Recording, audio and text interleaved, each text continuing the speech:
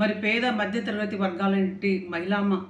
మహిళామ తల్లుల పేర్ల మీదనే సంక్షేమ కార్యక్రమాలు తీసుకొచ్చి అమ్మ ఒడి, చేయూత, ఆసరా 30 లక్షల మంది సొంత ఇంటి కలను సాకారం చేసినటువంటి ముఖ్యమంత్రి జగనన్న. మరి అలాంటి జగనన్న ప్రభుత్వంలో మహిళలు ఎంతో ఆనందంగా మాకు ఈ పథకం వచ్చింది అని చెప్పుకునే స్వాతంత్రాన్ని కూడా చూసి ఓర్చుకోలేక తెలుగుదేశం పార్టీ చంద్రబాబు నాయుడు, మరి తన కొడుకు లోకేష్, తన దత్తపుత్రుడు పవన్ కళ్యాణ్ వాళ్ళ ఐటీడీ సోషల్ మీడియా ద్వారా విపరీతమైనటువంటి ట్రోల్స్ చేస్తూ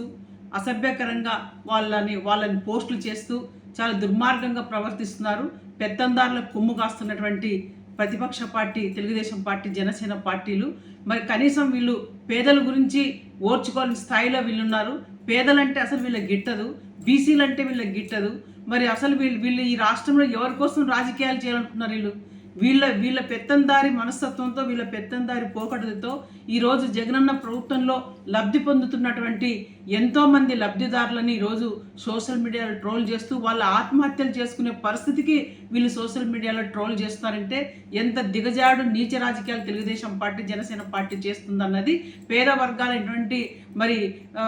బడుగు బలహీన వర్గాలని ప్రజానికం అంతా కూడా దీన్ని గుర్తించి రాబోయే రోజుల్లో వీళ్ళ దుర్మార్గమైన రాజకీయాలకి, వీళ్ళ నీచ రాజకీయాలకి, వీళ్ళ నీచ మనస్తత్వానికి 2024లో ఖచ్చితంగా పేద వర్గాలంతా కూడా బుద్ధి చెప్పాలని కూడా నేను తెలియజేస్తాను. ఎందుకంటే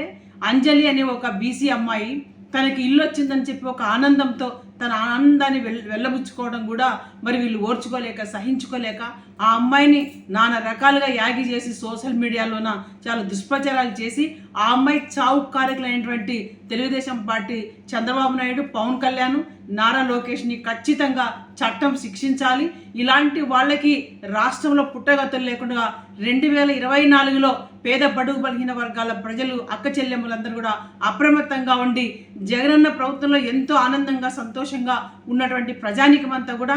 రాబోయే 2024 ఎన్నికల్లో ఈ పెత్తందారులు కొమ్ము కాస్తున్నటువంటి ఈ పెత్తందారి పార్టీలు ఏవైతే ఉన్నాయో తెలుగుదేశం, జనసేన పార్టీలకి ఖచ్చితంగా బుద్ధి చెప్పాలని చెప్పి కూడా నేను ఆంధ్ర రాష్ట్ర పేద వర్గాలైనటువంటి ఎస్సీ, ఎస్టీ, బీసీ, మైనార్టీ వాళ్ళందరూ కూడా నేను కోరుతున్నాను, విజ్ఞప్తి చేస్తున్నాను.